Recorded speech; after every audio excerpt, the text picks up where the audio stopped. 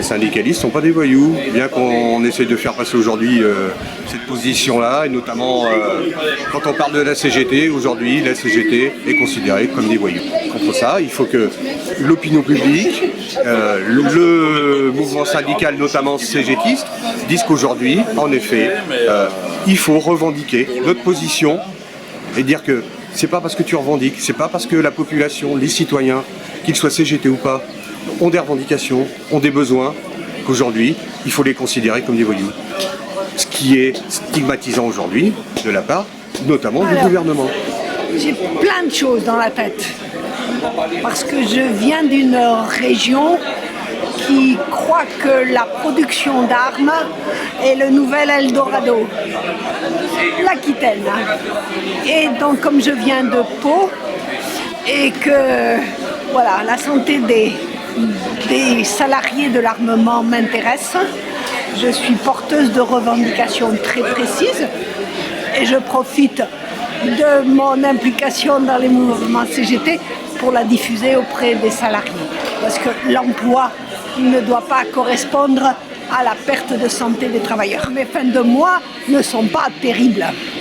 Mais j'ai aussi conscience que je vis sur les cotisations de ceux qui sont en activité. En fait, mes luttes rejoignent plutôt les revendications de ceux qui demandent de meilleurs salaires et moins d'argent pour le capitalisme financier, prédateur de plein de choses. Le travail humain, les ressources de la planète qui sont finissables, etc. etc. C'est ignoble, j'estime qu'un salarié, qui soit marocain, français ou anglais, on fait le même travail, on a droit au même salaire. Moi, c'est mon combat. Parce que de l'argent en France, il y en a de l'argent en France. Le patron a volé 13 millions d'euros à Alcatel, ça me choque. C'est pour ça. Pour moi, le combat continue. J'estime qu'actuellement, le gouvernement américain, français, ainsi que Sarkozy, ils ont démoli l'État libyen. C'est la cause que les immigrants reviennent en France. J'ai cité le cas d'un camarade qui était en Libye, qui était journaliste, il n'a plus d'emploi, il s'est réfugié en France il y a 26 ans. Il parlait l'arabe, le français et l'anglais, il était guide touristique, maintenant il se trouve au chômage. Parce que le gouvernement a détruit au nom de l'OTAN, sans avoir un mandat de l'ONU, c'est directement en Libye, c'est ignoble. C'est pas l'OTAN à diriger, à imposer un gouvernement. C'est au peuple de se libérer d'eux-mêmes. Je suis retraité de la Poste, moi je ne lâche rien. Je suis parti en retraite à 56 et demi, je bénéficie de la lutte de mes anciens camarades, j'en suis fier et je continue le combat. Je continuerai le combat toute ma vie. On est des privilégiés, des privilégiés avec 5 statuts dans la même collectivité. Des emplois d'avenir, des contrats, des CDI de droit public, des CDI de droit privé, enfin des trucs complètement absurdes maintenant. Donc c'est de plus en plus compliqué, on isole les gens, on individualise les carrières, donc évidemment les gens se renferment sur eux-mêmes, donc oui c'est très très compliqué. On n'a pas le choix. Les gens, on ne peut pas continuer à les laisser vivre dans la misère comme ils vivent aujourd'hui. Ils souffrent. On a des arrêts de travail de plus en plus nombreux dans la collectivité, on a des gens en dépression, on a des tentatives de suicide dans la fonction publique. Même si personne ne le dit aujourd'hui, on peut vous le dire, on a des tentatives de suicide dans la fonction publique, que ce soit la fonction publique hospitalière, la territoriale, et puis dans les finances c'est encore pire.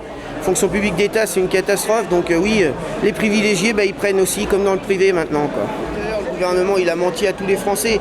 Nous on n'était pas forcément dupes, on savait bien que ça allait pas faire des miracles, mais enfin là quand même, que ça soit le gouvernement précédent ou celui-là, il n'y a pas de différence, mais par contre la déception est plus grande, parce que pour celui-là je pense que les salariés avaient plus d'attentes, tout simplement, voilà.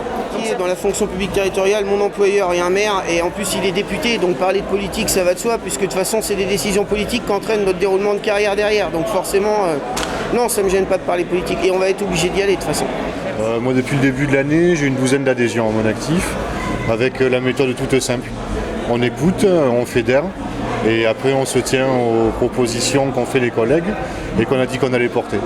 La mutuelle, ça risque d'être une des revendications, puisque dans le secteur privé, ça va être de fait pris en charge.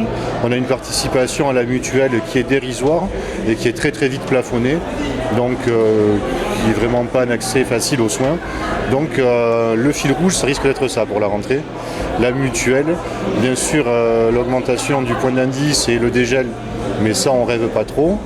Donc voilà, ça fera partie des revendications de la rentrée, la mutuelle.